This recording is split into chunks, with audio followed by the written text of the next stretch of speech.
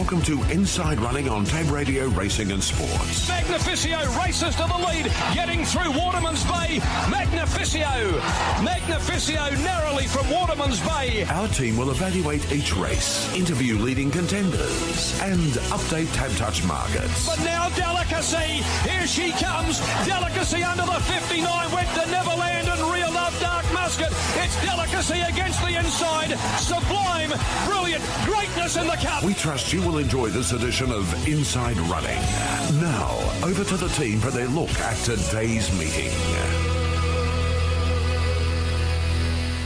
Newman, Kununurra and Belmont, the venues today in WA and locally in the metro area. A possible shower and winds westerly becoming light by late afternoon into the evening. We're heading for a top of 19 degrees for Inside Running. Good morning, Darren McAullay. Yeah, thanks indeed, Matt. Good morning to you. Good morning all, and nice to have your company as well for our coverage of Jolly Beggar Stakes Day at Belmont Park. And we're pleased to say that for the first time in a little while, we've got a soft 5 track today to commence with here. And although there is that prospect of a light shower here and there, possibly, we are going into a warmer period through the course of the week, which will be absolutely fantastic. 9 races on the card as always, and whilst the program might be a little thin in terms of number, the ones to watch today include Clean 'em Up in race 2, chasing a hat-trick, the exciting Bravo Centurion,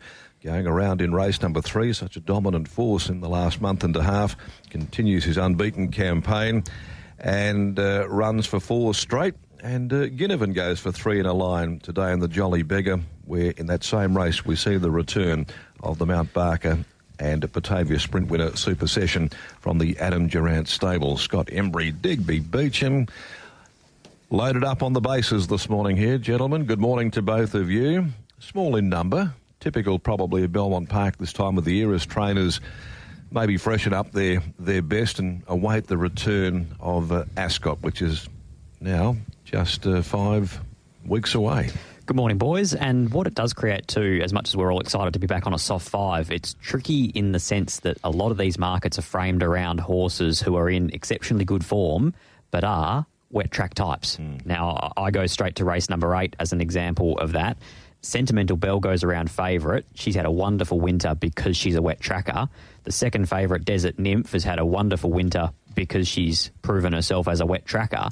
How will that form stack up today? Those soft 7 wins, heavy 8 wins, back onto a soft 5. The markets aren't framed for a soft 5 meeting. So there will be horses out there that get met with support that you start to wonder why, but I think it'll be because they're not overly handling the conditions and all of a sudden they finally get their chance to bounce back. Adds to the subjectivity of tipping horses, doesn't it, Diggs? It does, Darren. Good Just morning. Another element. Good morning. Good morning to you, Scott, Matt, listeners. Good to be here. Yeah, Scott's hit it right on the head there in regards to how this track is improving, and who knows, with the weather that we are experiencing at the moment, it might even, venture towards the good range by the afternoon. So, look, skinny day in regards to value, notwithstanding there are some high-class horses going around. Even go to the Jolly Beggar. Ginnivan goes around odds on. All 4 wins are on very wet tracks. And so he's now on, in inverted commas, on top of the ground compared to what he's been racing on. It certainly makes for a different viewpoint on the meeting. Just looking at that 8th race that you touched upon a couple of moments ago, the Peters Investments handicap with a sense of irony there. Sentimental Hero, Sentimental Belle, the half relations going around there, formerly raced by Peters Investments, and in Kalgoorlie last weekend, of course, we saw 4 ex-Peters Investment horses all get the job done, and continuing, I guess, historically, opportunity that arises when owners can tap in, buy these horses that are being shifted on, and they still have plenty left in the tank. It gives buyers confidence to go out and get them. Those 2 feature winners, the Tats Club Cup was won by Uncompromised, and the other feature of the day, the Gold Rush, taken out by Debonair. So plenty of fun to be had. And that last filly that won, or now a mare in Secret Style, Justify out of Enticing Star, regally bred and loving life on the Goldfields. Absolutely. Now, there is another bit of news there this morning too. Sean O'Donnell won't be riding at Belmont Park. He's come off I think, about 4 of his rides. Not sure what the story is, but yes, no donga today by the looks of it. Okay, and we haven't been advised of any updates at this stage, but we will through the course of this preview this morning. So we're going to kick off with conditions. Matt, you've touched upon here that there could be a shower or two, but it's not that bad outside. In fact, there's big patches of blue everywhere. And the track at this stage is a soft 5. So it's gone from a 7 Thursday, a 6, and now into that 5 range. And, gee, pray tell, Diggs, if you're on the money there, if it can get to that soft 5, good 4, that might be being a bit optimistic. It might be, but we left Saturday last week on a 9 and we got to a 5 today. So it's not exactly going to be a good 4 like you get at opening day at Belmont or what we experience at Ascot, but certainly it's improving and that's encouraging. Now, changes for the program, opening up with the Tab Touch West Speed Platinum Handicap at 9 after 12, and in the opening event of the day, the West Speed Platinum is clear of alterations. No changes there, race number 1. Race 2, the National Pump and Energy Plate, over 1,000 metres. We can take out number 2, the Top Bar. No rider for 4, Blue Rocket. Race 2, take out 2, a rider to come for the 4. In the 3rd, the Reliable Asset Maintenance Handicap. And here, just a riding update with leading Taddy now, Stephen Parnham. That's the first of the changes that have come through there. Replacements for Sean O'Donnell. S. Parnham on 6 leading Taddy. To race number 4, and this is the Key Clean Handicap. No changes there, and no riders required. Race 5, the Jolly Beggar Stakes, and we've got a field of 7, 1 of 2 pay 1-2s for the program, and no changes. To race number 6 on the card, this is the Unite Resourcing Handicap, over 1,400. Number 3 is out, that is Lover Session, coming out there of race number 6. Race 7, the Valet Joan Parnham Handicap, over 1,200 metres, and here no scratchings, and a rider still to be confirmed for the 2, which is Galaxy Affair. The Peters Investments Handicap is also clear of any scratchings. And the last event for the day, the happy 30th birthday Justin Plum Handicap, and it's number 3, Advanced. That comes out there, and we're hunting a rider at this stage for the 4 in Classic Rogue. So changes there for the meeting at Belmont Park. It's 10 minutes after 8 o'clock here on Inside Running. Stay with us. Digby Beacham, Scott Embry, yours truly, back on the other side of this break with our look at today's action.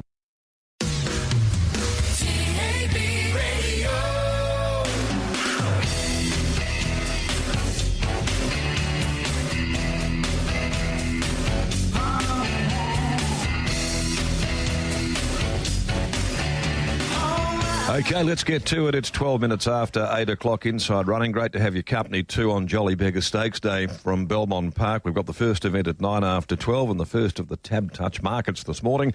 And now there with Matty McDermott. What are the movers and shakers here in this race, which is a pretty thin one to start the card? Well, Pray Again, $2.40 into $1.85, $5.50 into 5 Major Mario, bar time 8 into 6, $7.50 out from 380 Kazkazi, Arrow Song 51, Jedi Mind 41, Colchino 21, and 8 out to 950 Royal Gap. I bet you won't be busting your proverbials to take 185 Pray Again in the first, Scotty and Diggs. Seems illegal. It's short for a horse who has his quirks and he finds it hard to win. But in saying that, all 4 runs this time in have actually been quite sound, Scott. The first up run behind Fluoro Neuro was really encouraging. Second up run, he went straight to a mile.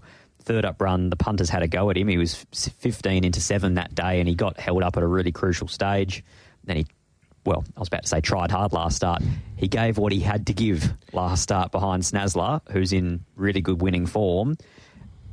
Look, he gets his opportunity here. The opposition is thin at best. Do you take $1.85 about a horse like Pray Again? No. Do I think he's the most likely winner of this race? Yes. That run 2 starts ago behind Captain Pluto was pretty good, and we'll talk about Captain Pluto later in the day. Again, it's been over 430 days since he's prevailed, but he's coming out of a form reference or 2, which a few of his rivals are not going to get to. And drawn to hold a spot close to the pace, which might be a bit of an advantage getting onto a softer 5 bordering better track, maybe. He should get a lovely run. I think the expectation is that Bar Time will roll to the top. And he was very good at Penny last start because he also rolled right back to the inside when they were coming down the outside fence. So he was, I thought, every bit as good as Major Mario in that race behind Simply Bar Time. I thought there was a chance that Royal Gap even rolled across and found the breeze in this moderately paced lineup. So Pray Again for mine nearly lobs 1 out, 1 back. So from there he gets every opportunity. He did win 5th up last campaign and he's 5th up today, but that's about as strong a push as I'll give Pray Again, especially at that price. Good clutch. 1 for me, 4 Kazkazi. They're both through the same race. I'm going to go Team Snazzler form over Simply form. 1 from 4, and then 2 and 3, Major Mario and Bar Time. Okay. 1, 4, 2, 3. Thank you. Diggs? Same. 1, 4, 2, 3. Kazkazi's going really well. Both runs back have been terrific. He hasn't had a lot of luck at a key stage in each of those races. And the 1,600 metres again today, no issues with him. He can get his toe in, which he appreciates.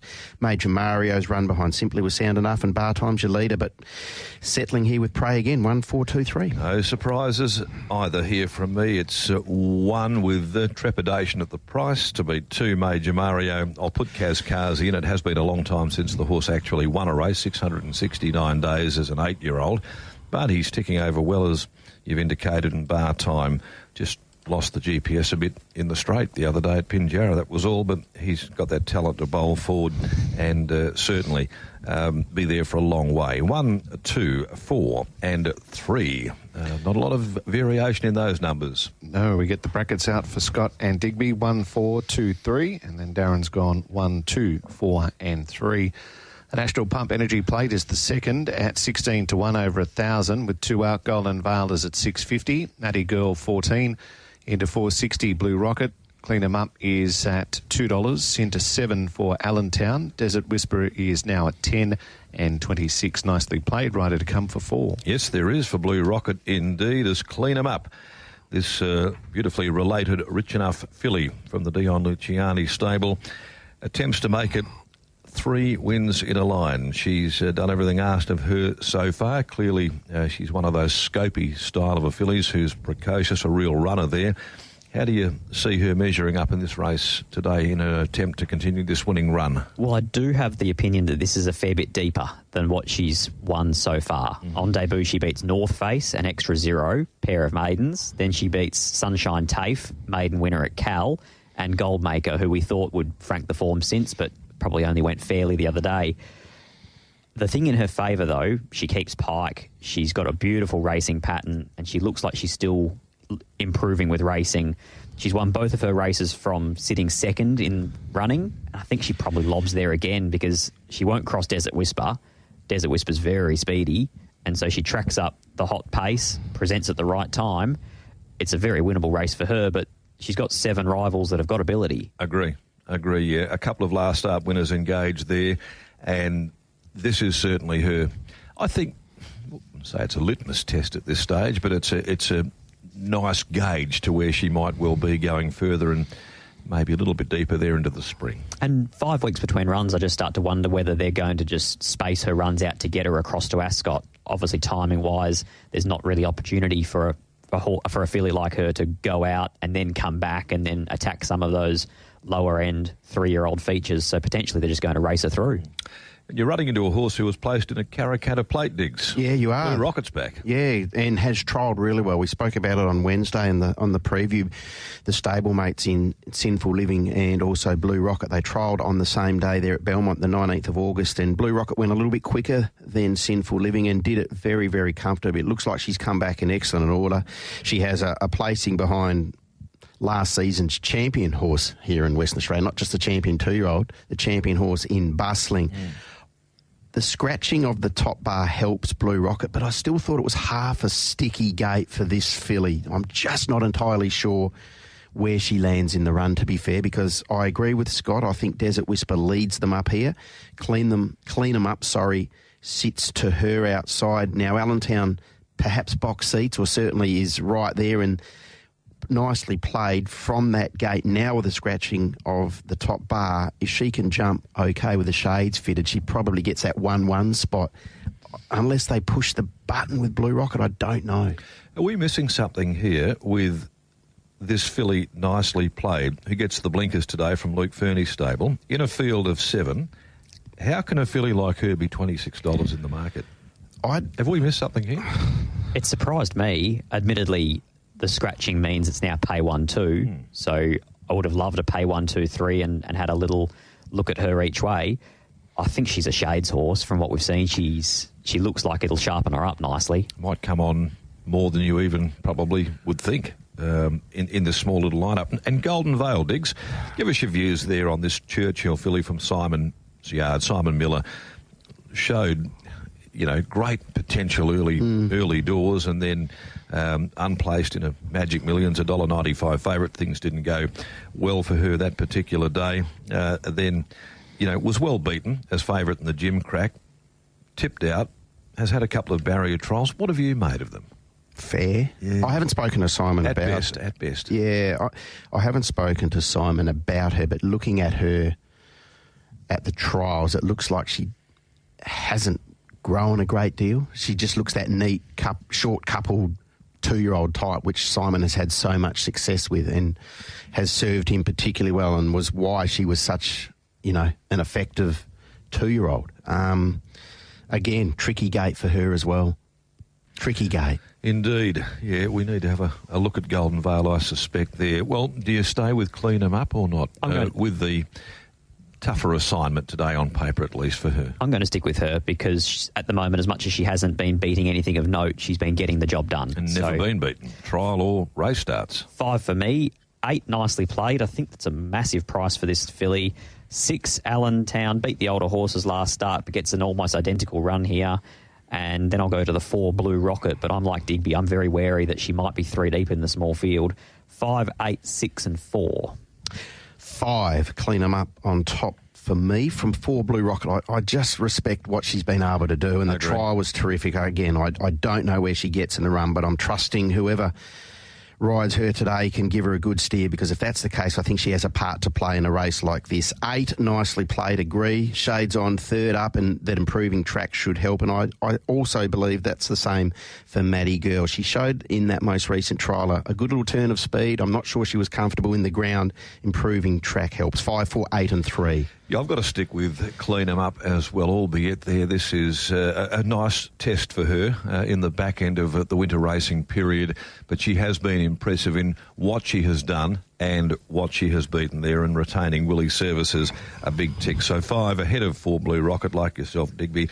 And Scotty, I think that, if there is to be an upset potentially there in the making, the blinkers could have a significant impact on Nicely Played, and she shouldn't be $26 really in the betting.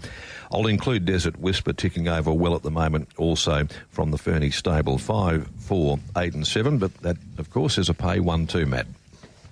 So Scott's tips, 5, 8, 6 and 4. Digby's gone 5, 4, 8, 3. And Mac is with 5, 4, 8 and 7.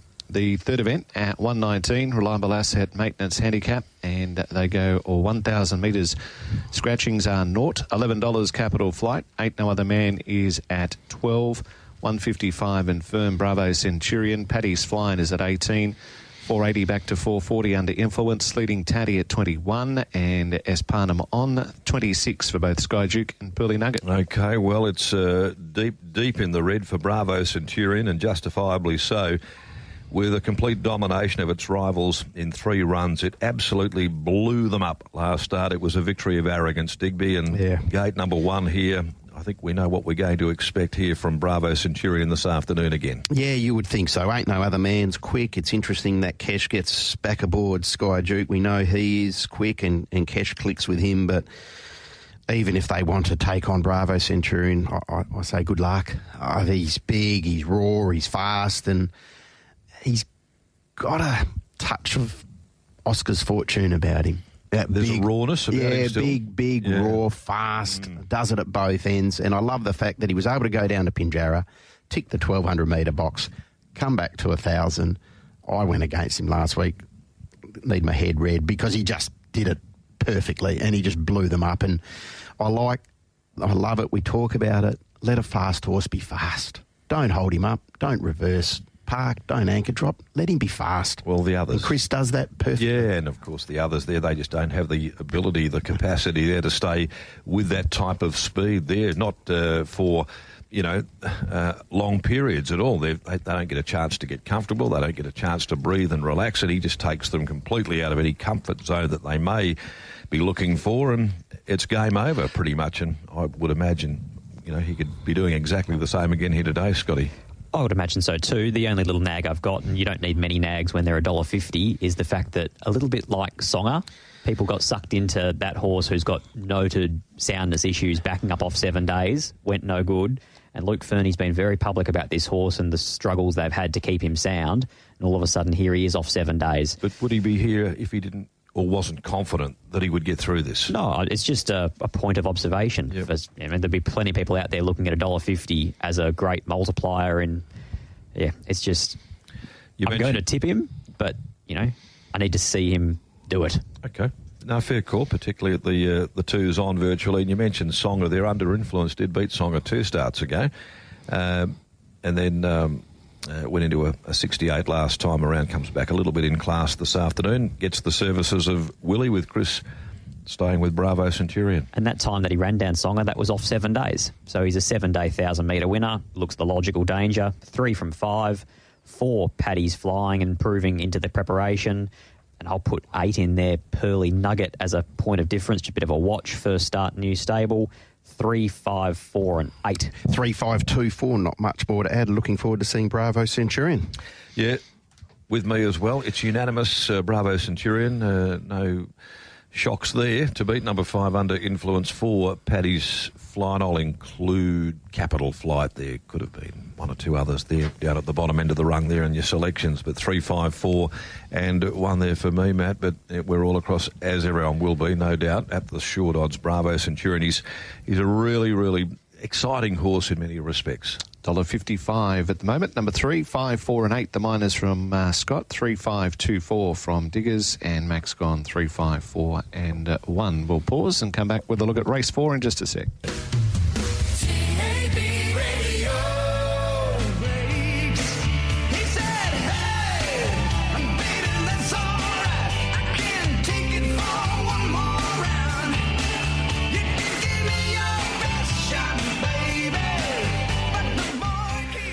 Welcome back, everybody. It is now 8:30. You're tuned into Inside Running, Jolly Beggar Stakes Day from Belmont, as we take a look at the Key Clean Handicap, 2,200 metres. And, the market is a reasonably open one. Ultra-consistent mare, Queen of Jerusalem, Iowa, who came here, of course, from the East Coast and stepped up to a middle distance last time with great effect. And then you get Filthy Habits, who's as tough as old boots, going around once again. The market, let's have a look at what is attracting support at the minute. Iowa's out a point to 480, 460 into $3 for Filthy Habits, 26 extra revs. Candlelight Supper 17 into 11. Queen of Jerusalem opened 320, out to 4, is now back to 390. 15 for Buckeye Bullet. Celebrity Witness is 12 into 550. 31 Stop Dreaming. Wicked Cool 26. Queen of Jerusalem has been up quite a while, Diggs and Scotty, and Filthy Habits is having its 8th run in 9 weeks, back out to 2,200, so they'll lack nothing in the way of fitness. And Iowa, I thought, whilst it did get it very cheaply in front last start, its form over a middle distance and those longer races in the East Coast, for certainly races of this class in WA, was a good performance. It indicated, to me at least here, that he might be set to win a few more in this preparation. Yeah, exactly right. And Filthy Habits will go to the races today and he'll say, well, am I at the mile or am I at the 2,200? Because it's one or the other.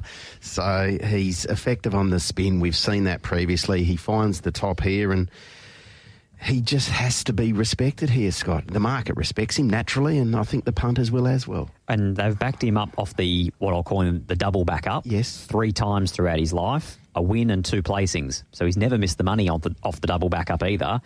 He's basically straight to the front here. If not, he can park and watch Iowa go around. He's going to lob in the first handful in running. Must have legs of steel. He's going around on these tracks, soft 7s, heavy 8s and 9s, and he just delivers. Well, just look at his 5 runs there on the form guide. 20th of July, 7 days to the 27th, 7 days to the 3rd, a fortnight to the 17th, so first up, and then 7 days to the 24th, and here he is 7 days later. So he's a remarkable animal, but he keeps producing.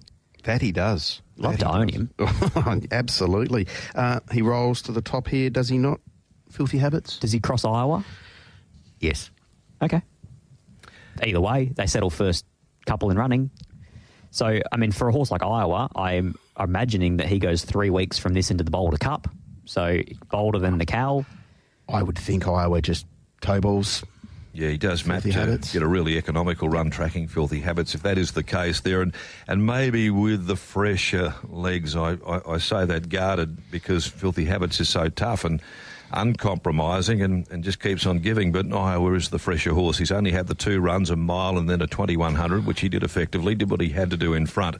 But I can see a toe ball coming up here and just getting dragged along, and maybe the fresher legs in this stage of his preparation, at least, Diggs, Iowa will take a fair bit of beating. Oh, yeah, I think he will, but I've actually settled with the rock-hard fit conveyance, that being Filthy Habits. There's no reason to suggest he can't go there and run out of his skin again. He's proven, as Scott said, on the backup. We've seen it previously. He handles all type of grounds. He's just going to be in front for a very long way. So I went that way from one Iowa, who I thought would box seat, and you know that Filthy Habits is going to take you a long way in this race. I went to Queen of Jerusalem. She gets some weight relief today. Not that she needs it because she's a big, strapping mare, but she's going well enough, and she's got that Filthy Habits form line, and 6 Buckeye Bullet as well. No knock on what this old boy's doing at the moment, and that's probably being disrespectful to Candlelight Supper, who's going along well. Extra Revs looked like he just got bogged in the ground the other day, and Wicked Cool produced one at a big quote the other day as well, albeit this is a little bit tougher. 2, 1, 5 and 6. I didn't know what to make of the Wicked Cool run It's huge. my point of view, but I hadn't seen much at all in the lead up to that. Could it possibly repeat it? The run at Penny on the scarp side behind Little Silver and King Salute was actually really good. He's just a hard horse. You watch him leave the mounting yard and behind the barriers, he's hard work. Yeah. But I can understand why they persist with him, because as he showed last start, there is something there. I went with Queen of Jerusalem. I just thought dropping down to the 54.5 with a better track today might be the difference for her. A little bit more sprint. 5 from 2 Filthy Habits, 1 Iowa. And what about the money Celebrity Witness here? This is actually a really good go now from Thursday through to this morning. 12 into 550. Be very wary there. 5-2-1-7. Yeah, big market mover, that is for sure, from Team Williams' yard, and Willie gets back on board this afternoon. I'm going to go with the horse who's starting, I think, to just build a nice platform, and that's Iowa. I like some of his form up there in Queensland, and the fact that he was more than capable. He's got out and he's won from 21 to 2,500 metres. He's a stayer, and I think he'll keep on going there. They could have a bit of fun with him through the early part of the spring, particularly on a trek to the Goldfields. 1 for me, 2 Filthy Habits, and 5 Queen of Jerusalem. I'll include 6 Buckeye Bullet. Next best, 1, 2, 5 and 6. Matt?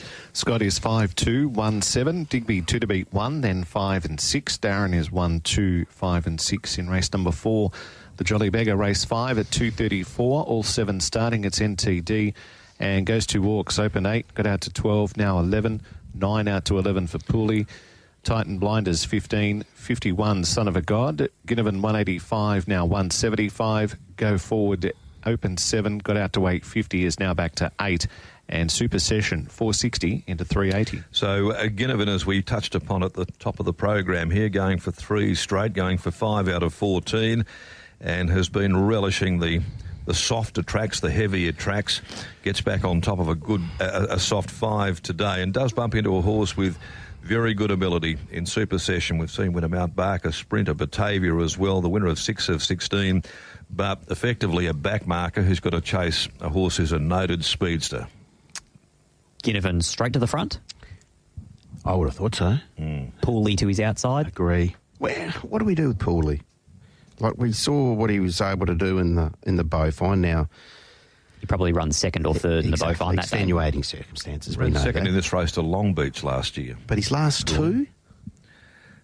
Disappointing. Off. Off. He just looks like he wants to get it over and done with a little bit.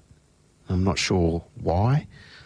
But I thought Ginnivan, they ride nice and aggressive. And maybe one thing with Ginnivan is we've seen it previously, he can absorb a bit of pressure and maybe it's not a bad thing. It just, keeps him on his toes and he's in for the fight. Funnily enough, if you go back through his last 5, the only time he's won 3 of those 5. He got beaten in a head bobber by Final Siren. But the day that Songer ran him down was the only one of those 5 that was run slower than average. Yep. So he actually just let them creep up on him. Yep. Whereas all the others, he's a high speed, he's your classic. And let a fast horse be fast. Yeah, Exactly right. And had to do it a bit tough too in that race there that Final Siren exposed him in there, and Final Siren's no slouch. So very hard to find too many holes in the form of Ginnivan. And again, from barrier 2, you'd think that Brownie will just boot out of the gates. On the min. Run them along, 54 kilos. Just gets down to the price, doesn't it, at the end of the day. I can see Supersession making good ground late in the race there. We know what he is capable of. He's a talent, this horse. And, he might be, again, finding 1,000 too short, but the step may be each time we go forward now towards a potential Hannon's handicap appearance, Scotty. Wouldn't be a bad race for him at all. Got some genuine point-to-point speed. Yep. So, Ginnivan, I think, could beat Supersession. Titan Blinders resuming. And the stablemate as well go forward. Didn't have any blinkers in either of the 2 trials to Valor Road and Sinful Living, barrier 1.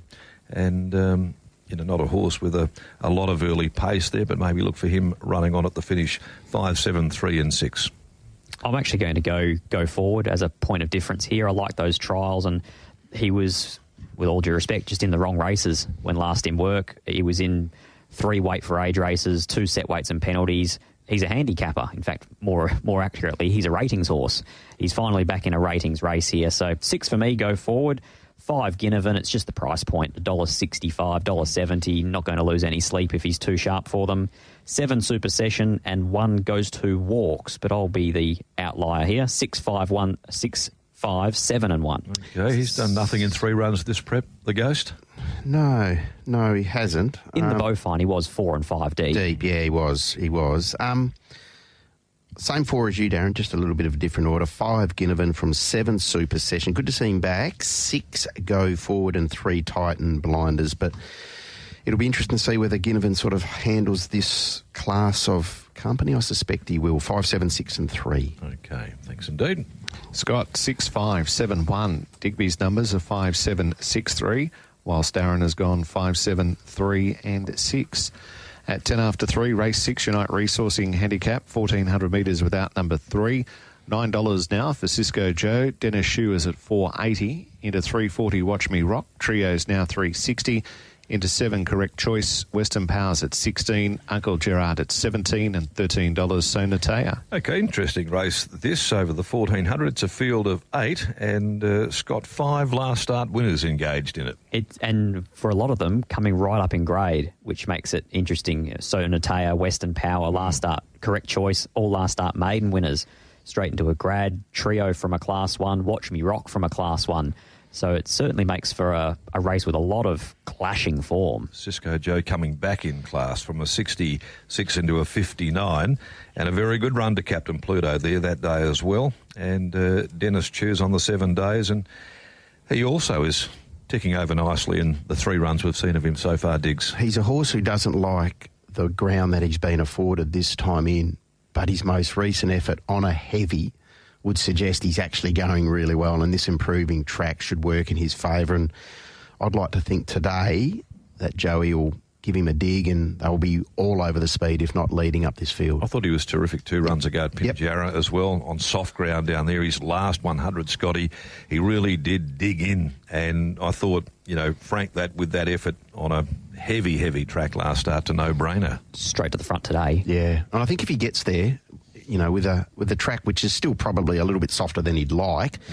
But, yeah, even though he's been running into softs and heavies, I think he's actually going along, better than the record would suggest. I think he'll be very, very hard to beat. I'm going to stick, though, with the horse that I've been tipping lately, and found him early on in the piece, and that was Trio. And I just like the way that he's going about things. He's a 4-year-old, just turned. He's got a lovely draw. He drops to 57.5. That was an easy win last start. It's only a length margin in terms of the actual stat on the paper. But I think there's a lot more under the hood for Trio, and I just think that he's going to win a few more races at the moment. He's one of these Machino horses we've been touching upon during the week. He's had a lot of individual winners the last 6 or 7 weeks, Diggs. Yeah, he has. He's one of them, Trio, so I think it can continue today, albeit I do have a soft spot for Dennis Chew. And he's gone round short his entire life, Trio. There's always been an expectation that he would make the grade. You find out a lot about him and others today. Back-to-back wins, both soft 7. Is it going to be the same on a better track today?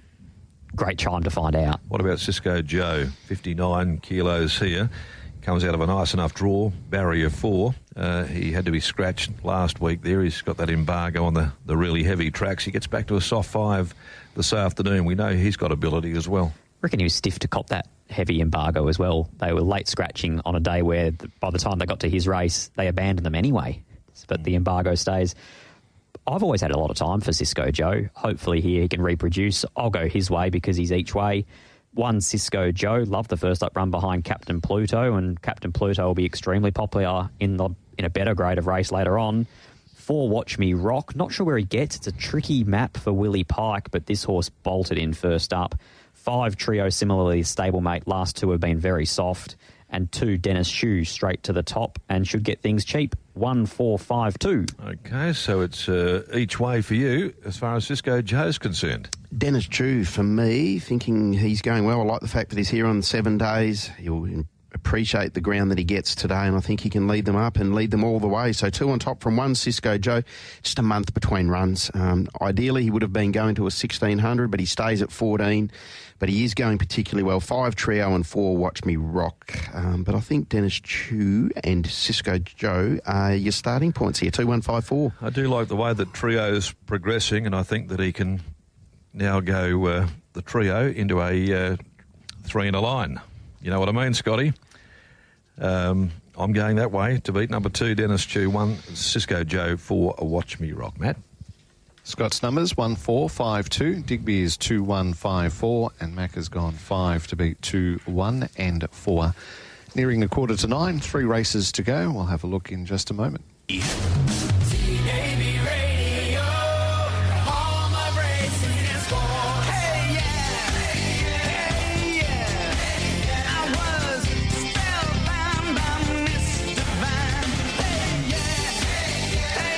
Welcome back, everyone. Time to preview a race 7, second leg of this afternoon's quadrilla at Belmont Park, and this is the Valet Joan Parnham handicap over 1200. Tash Faithful is now the rider for number 2, Galaxy Affair, and earlier on in the day you can also put her on Blue Rocket in race 2, number 4, Blue Rocket, Tash Faithful. Okay, market-wise there, Matt, let's have a little look at this with Silver Eye. It was pretty short when the markets were first published there on Thursday morning. That was $1.80. Currently $2.17. Galaxy Affair supportive at 31. 17 into 9.50. Famo. Keep Attacking is at 11.17. Patron of Kings. Star Rating is at 5.50 from 7. After getting out to 8.50, Elite One's back to 6.50 and $21. King Akib. It was a pretty dominant performance last start. Digs by Silver Eye from the Durant stable here, continuing its very, very good form. And the form is, I think, probably the fully frank form of Deferred and company there. But I like the way that it was able to put them away so impressively last start, albeit a heavy 8 track. Yeah, exactly right. That was over 1,000, back to 1,200 metres today, but boy, oh boy, it was a dominant display, Scott, from a horse who's always been pretty popular with the punters. And is a proven weight carrier. Yep. Last start he carried 59.5 on that bottomless heavy, so he'll have no worries today with the 60. He's proven on top of the ground as well, and at 1,200. Lucy Fiore's riding particularly well at the minute. And in a race where, for mine, it looked like probably Famo would find the front, I actually thought they could ride Silver Eye with a bit of aggression here and park him outside the leader and ride him like the best horse in the race.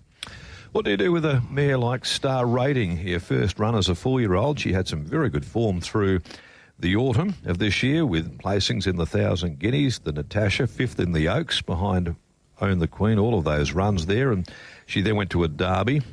She finished well down the track there on that occasion. She's come back.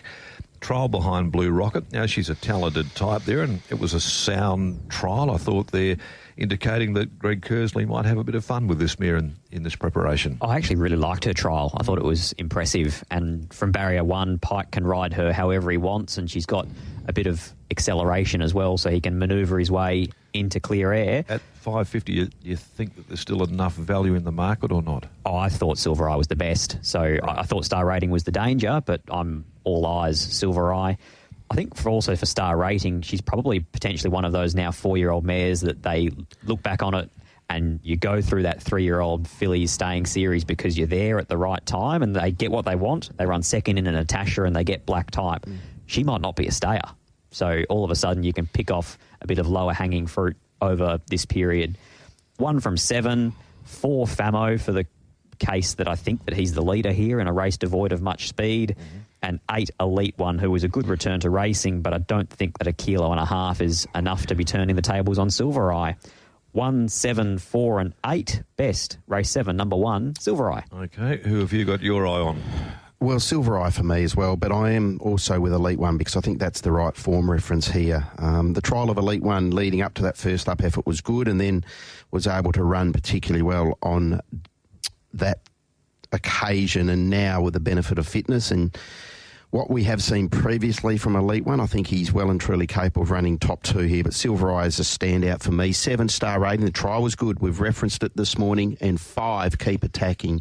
I'm prepared to forgive on that bottomless track last fortnight ago now when it was, genuinely heavy. 1, 8, 7 and 5 for me. I'm 1, 7, 8 and 6. I'm Silver Eye Star Rating. I flipped and flopped a little here. I just thought that Star Rating was getting down a little bit skinnier now in the price range at $5.50 there.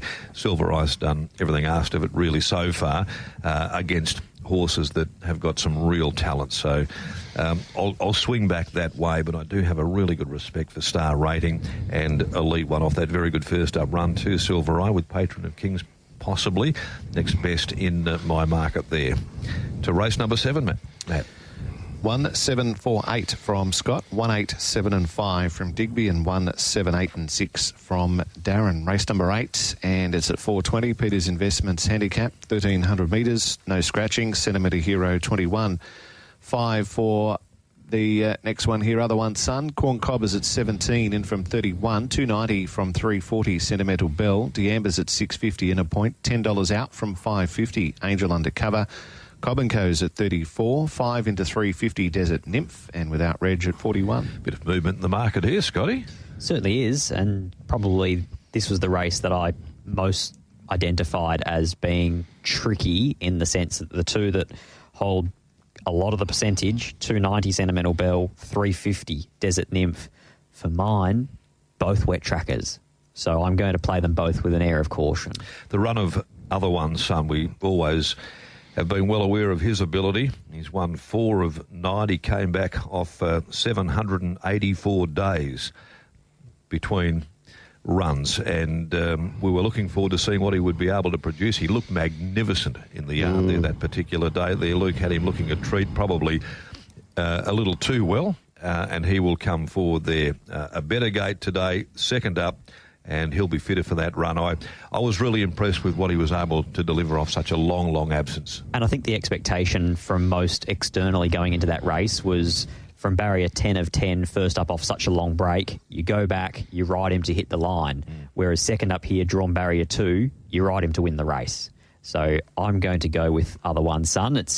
I've got an air of caution about Sentimental Bell and Desert Nymph being wet trackers, and you always are going to have that nag in the back of the mind. How wet are you talking, though? We're still on a soft 5, and she's been, very consistent on good ground. Who are we talking about now? Talking Desert Nymph. But her last 2, she's bolted in on heavy 8s, and at $3.50, she's priced like she's getting another heavy 8, is my opinion.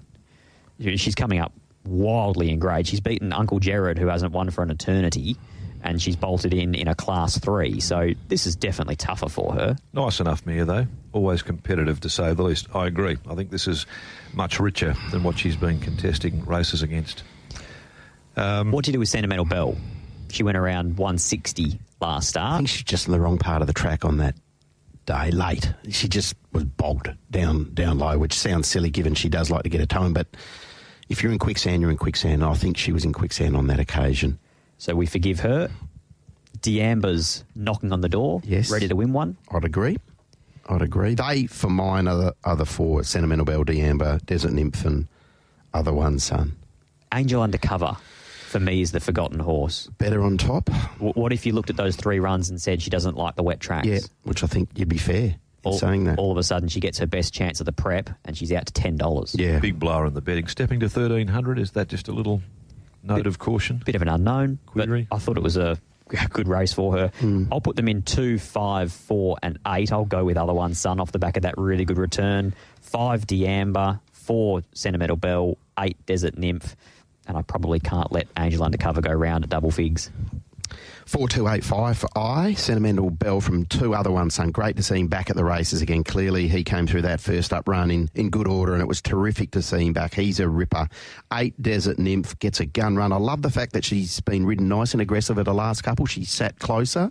Is she the leader? In no world did you ever think the Desert Nymph would lead up a race, but I think tell me who leads. I think she... What do they do with Corn Cob? Yeah, I think potentially 8 leads 3.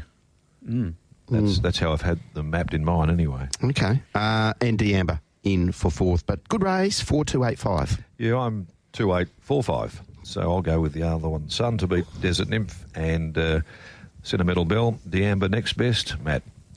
The tip from Scott, 2, 5, 4 and 8. Digby's numbers are 4, 2, 8 and 5, whilst Darren's gone 2, 8, 4 and 5. In the closer at 5 p.m, happy 30th birthday, Justin Plum. And this is over 1,600 with 3 scratch. Captain Pluto's the fave, now $1.70. $6 Snazzler. Skipping down to Classic Rogue at 10, 23 Probity. Ace Command 61. I Love Your Smile 26. Into $12 Macchiato. The Spruikers at 19. Well in the market here from 26 to 9, Category 3, and Rywood at 23. Really short Captain Pluto for the last of the day, but it was an exceptional return first up when he got the job done and stood the lead as a big start at his second run. Probably found out second up at 1,400, but while short today, it was a good performance. Yeah, it was. Steps to the mile. I had him as my best, Scott, but I can't have him now given the quote he is. I think he's awfully hard to beat. Very hard to beat, and he raced like he wanted a mile last start, plain and simple. Correct. He gets it here today. Yep. 1 Captain Pluto off what he's produced in 2. He's returned in career best form. Talking of career best form, that's where Snazzler's at the moment, but again, he fits my last 2 wins, both soft 7s. How do you line that up? But, Pray Again could win the first. Could be the keyword. Could you make a case here for Steele Casey's Classic Road? Gee, it's been unlucky. Its last 2 starts behind Sensational, who's a form horse through the winter, unbeaten. It had nowhere to go at the end of the mile there, climbing over the back of them, and then it got into all sorts of bother the other day. This has been unlucky, Classic Rogue. I've been waiting for the last 57 minutes trying to find out who the rider's going to be. Yeah, because still no one declared. Still no one declared, and this horse is going super. Off 7 days, back in grade, he can win this, no doubt. Yeah, I think it's the danger to Captain Pluto, all things being equal. I went 1 from 4. I did include Snazzler and Macchiato as well, which was a good win, overcoming a wide trip last start. Terrific. Like the way that it hit the line after the ground it covered. Yeah, terrific win, Macchiato. I'm with you in regards to Classic Road. He's going super, the old boy. He's going really, really well. He's appreciated getting his toe in. I don't think there's any question about that. But, look, Captain Pluto, 3rd up, Pike, mile, boxes are being ticked left, right and centre. So that's the way I went. From 2, Snazzler, 4, Classic Rogue, and 8, Macchiato. Other one for me that I threw in there as a point of difference was Rywood down the bottom from Kalgoorlie. If you're a follower of Kalgoorlie, you know just how luckless this mare's been with big weights all prep.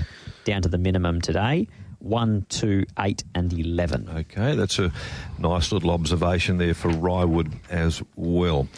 From the all-conquering Pete Fernie stable. What are the numbers at Another the end of ex-Peters last? galloper. Yeah, exactly. And Pete's numbers... I think he's 5 winners. Off about 100 races or thereabouts? Yeah. He's 5 winners off his best ever season at Cal, and there's 6 meetings to go. I thought I heard or read on the weekend just gone, he's now trained 53 winners for the season. 54 from 98 races. Yeah, it's just under 100 races running in the Goldfields. It's ridiculous, isn't it? More than half of the season. It is ridiculous. Yeah, I've never seen anything quite like it. 2 stable first fours across those periods. No, good on him. He took 28 runners to the races He's last working a massive Sunday. string and he's got it down pat, so good on him. Yep, absolutely. It's a domination like we've never seen before. Okay, let's just recap those numbers there with Matt, and we'll get the best here from around the table. Scott is 128.11. Digby is 124.8. Mac, I got your first 3, 148 and. And in the final event, I went. What did I go? 142 and 8. Oh, sorry, 142 and. You had me confused. Sorry. Not for the first time. I'm very easily confused, though, Matt. So am I. Don't take it personally. Yeah. Best bets. Race 7, number 1, Silver Eye. Silver Eye there for you. 1 and 1 only. A lot of shorties this afternoon, Diggs. Yeah, yeah, spot on there. I'll